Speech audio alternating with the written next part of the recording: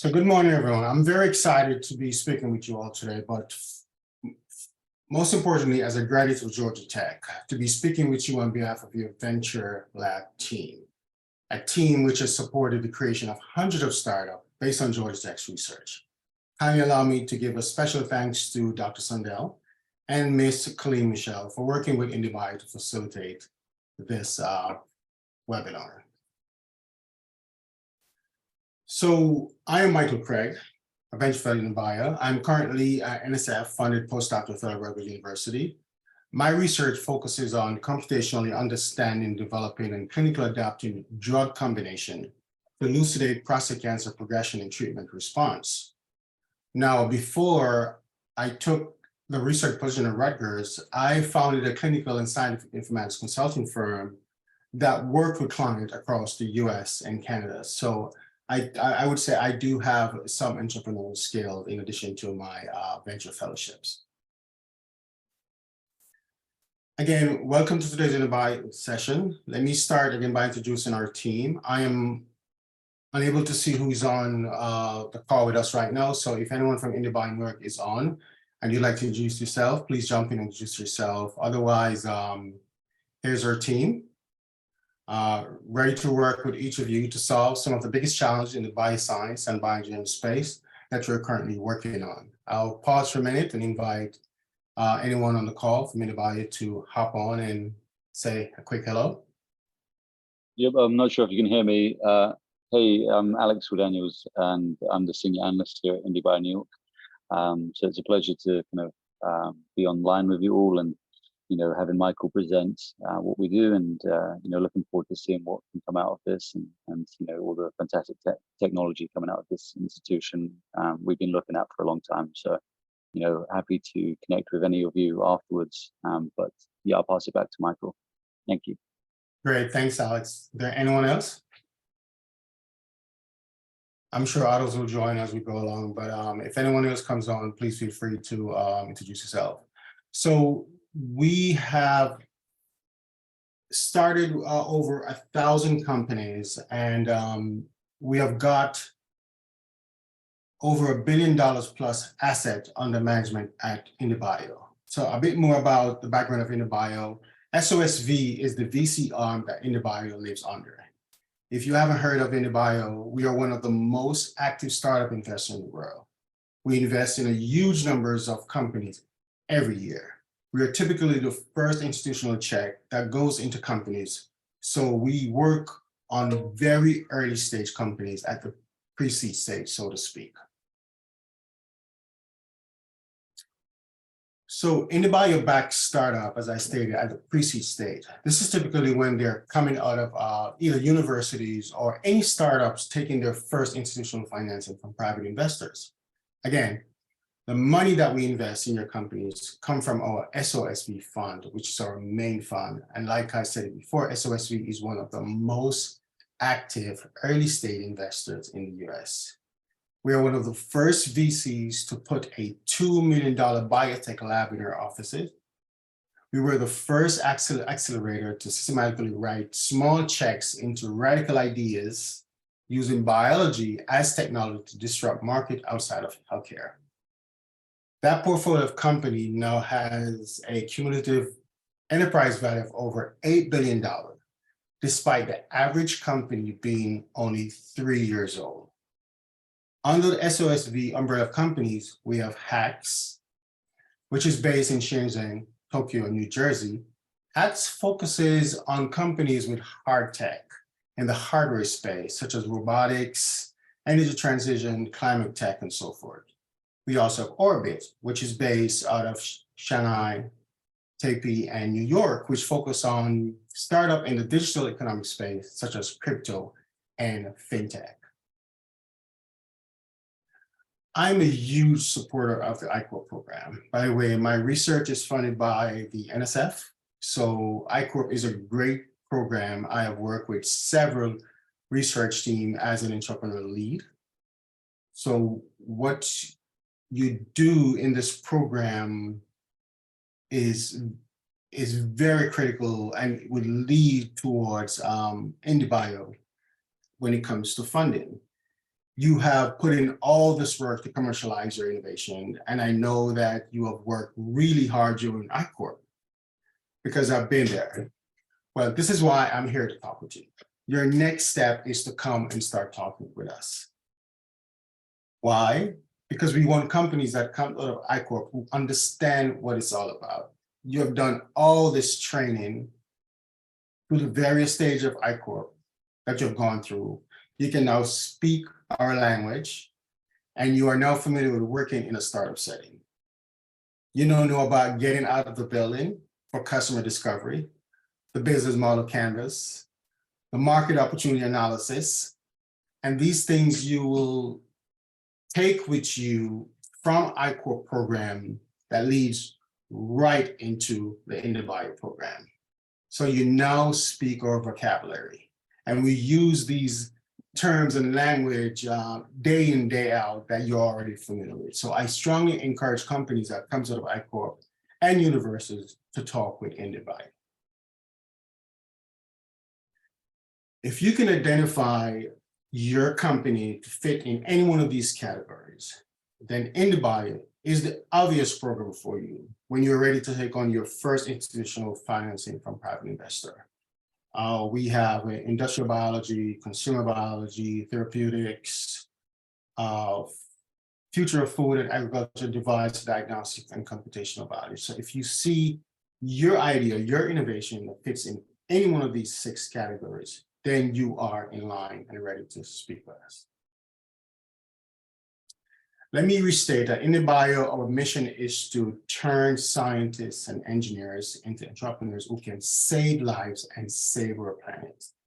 We call this human and planetary health. Very simple.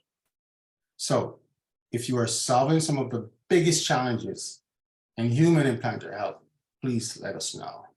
So here's how we help.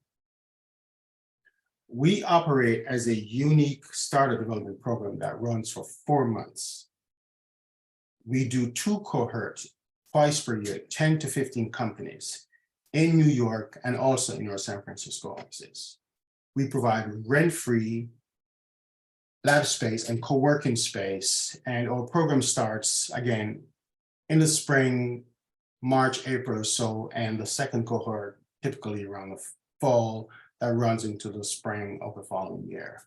So we have available up to 525,000, which will be delivered in different tranches. For example, every 30 days, since it's a 4-month program, or as you hit different milestones. We encourage you to share a technical development roadmap, which would be your milestone that you need to hit, but typically beyond the 4 months, so over 6 to 12 months period, so we can have a better understanding of some of your achievements or milestones or critical areas that you like to hit. This outlined the work packages that you would have planned to achieve during the program and even after our program. It is important for you to know that we provide, again, rent-free lab space and co-working space. So if you're a Georgia Tech researcher and you said, well, I can't be in New York because I need my lab, we have that solved, taken care of. We have a lab in New York where you'd be comfortable working and to continue on your prototype and so forth. So we are one of the first VCs to put a $2 million biotech lab in our offices, and we can talk a little bit more about that after the webinar and so forth. Also, we help with business acumen and one-on-one advice in many areas or other areas from the technicalities of your innovation. You also have access to community members, investors, partners, and mentors as you go through the program. Here's a breakdown of what we call our in-program and post-program funding and financial support. In program, you will receive $275K of safe note over the course of the program for hitting your milestones. Safe note, again, is a simple agreement for future equity notes, and we take a small percentage of your company, and we can also get into that at a later time. or after the call, I should say. Fundings are allocated every 30 days in tranches as you hit different milestones. And I'm kind of reiterate that point so you understand that's normally a question I get quite a lot when this funding gets allocated and so forth. Then you also have the option of getting our Genesis Consortium funding up to an additional $250K safe note. Post-program, it's up to SOSV discretion to offer additional funding. Our program also lead up to this point where you are prepared to get additional funding. So during the program, you are being prepared and mentored in such a way that you're ready to pitch for additional funding. There are additional funding for each of these other categories also, which is decarbonization and therapeutics, if your innovation or company falls in one of those categories. During our program, we coach startup founders and co-founders on various topics such as intellectual property, product development.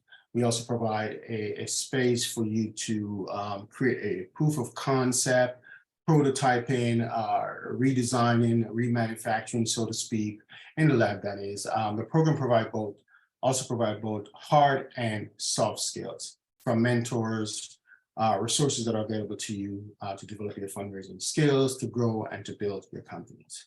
So here's a list of our program session under each edit.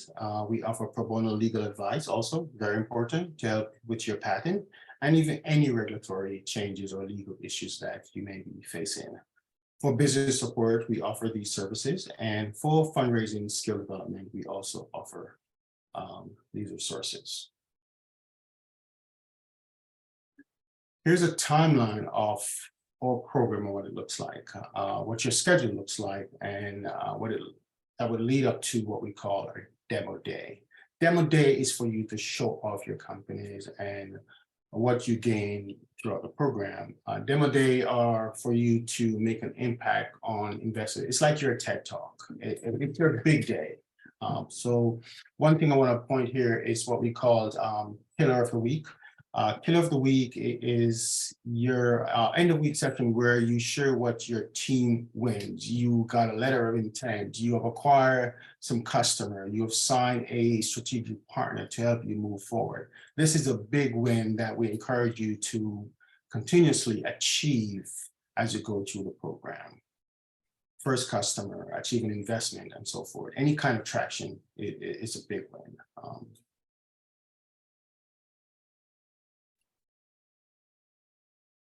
So the program culminates in what we call a public demo day, again, like your TED Talk, with networking and one-on-one meeting, during which graduate founders, co-founders will have the opportunity to present their progress to 500 plus investors and corporate partners and secure follow-on funding. We encourage you to do so. It's a big part of the program. In terms of our application and program eligibility, there are some key points to keep in mind. And these are 5 key points that's really important for us. IndieBio strongly believes in investing in groups of 2 or more full-time co-founders. Preferably, we want you to be full-time, not a just a part-time or something that you do as a hobby. Full-time co-founders should generally individual holding greater than 15% equity stake or a full diluted basis post IndieBio investment. Part-time founders, advisors, professors, associate academic institutions should generally individually hold less than 10% equity stake on a fully diluted basis. Companies should be a standalone equity. I think our preference is, well, not I think, our preference is Delaware Corp, C Corp, but this may not be necessarily and depends on your current jurisdiction of incorporation. Full-time co-founders, again, we prefer 2 or more. I would like to now share one of our 2021 founder story. Dr. Nahid Java Moret is a professor at Berkeley University School of Engineering and the CEO of RISLab. Here's his story. IndieBio and sort of, just some thoughts looking back on the whole process, like just share some insights that I've gained over a few years. So about me, as mentioned, I'm Mehdi Javanmard, co-founder and CEO of RISLab Health, where we're building an instant white blood cell analyzer. So it's one device that can be applied towards many different diseases and indications. The first indication that we're going to be targeting is the ability to discriminate between viral and bacterial infection. So my scientific journey started as a grad student at Stanford almost 20 years ago, where I'm an electrical engineer by training. I did my doctoral thesis in an interdisciplinary lab, the Stanford Genome Technology Center, which was the home to many different innovations like DNA microarray and other next generation sequencing technologies. And also many big startups like Illumina came out of that lab. And I guess the core technology that RISLab is based on today started during my thesis dissertation almost 20 years ago. Essentially, it was a highly sensitive particle cell biomolecular detector, and something that I worked on over the years, perfected it in an academic setting after I graduated from my Ph.D. In 2008. I was a senior research scientist at the Stanford Medical School. Also, when I was a grad student, I actually took Steve Blank's course. This was before the days of iCorps. It was a course called Venture Technology Formation, but it was based on the whole the lean startup model. But long story short, I moved to Rutgers, where I got a faculty position, and again worked on strengthening and perfecting the technology. We got several grants and many publications came out of the work, and we gained a good amount of momentum, which ultimately led to me and my best friend from Stanford, who had also moved to New York City. So we were serendipitously in the same area. We ended up co-founding RISLab in late 2018 with the goal of commercializing the biosensor technology that we had developed. So one thing we did very early on when we started RISLab was we gave ourselves a 6-month deadline.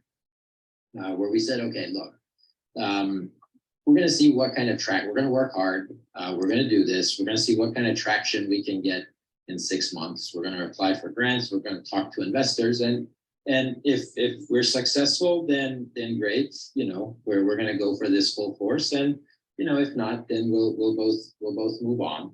And so one of the first things we did was we did the iCorp, the Rutgers iCorp program with Mark and Lori, where they were tough on us, kicking our rear end every week, seeing how many customers we had interviewed, and then luckily as a result of those interviews we did, that was great data that supported a lot of our grant applications and also some conversations, early conversations with investors. We ended up getting an SBIR phase 1 grant, and also a larger award, a contract with BARDA.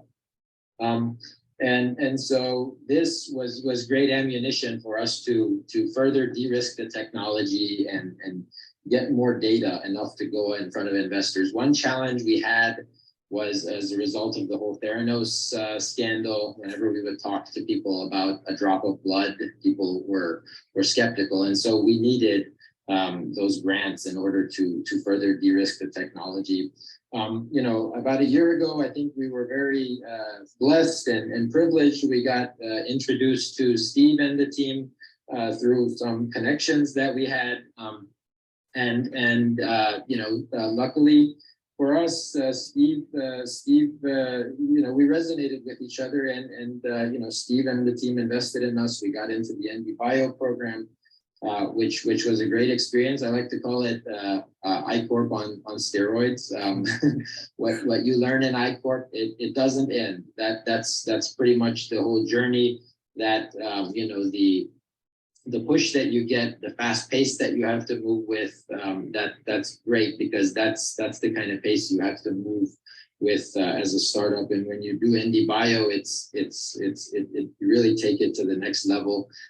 Customer discovery never ends. You know, in I-Corp, you start out by learning how to do customer discovery, but as you go further and further, you know, we did the NSF SBIR bootcamp, which was again like sort of another version of I-Corp. And then with IndieBio, it was really like the culmination of it, because now it's not just a matter of getting interviews; it's actually trying to land contracts and letters of intent with customers. And so we did IndieBio. We had really great experience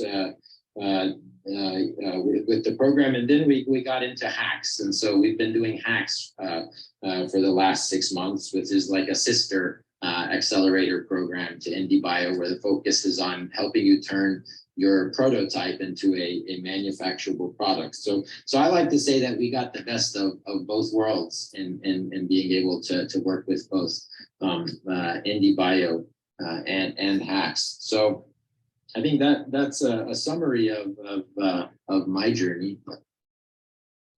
Special thanks to sort of you know. Special thanks to Dr. Jeffrey for sharing that information with us. So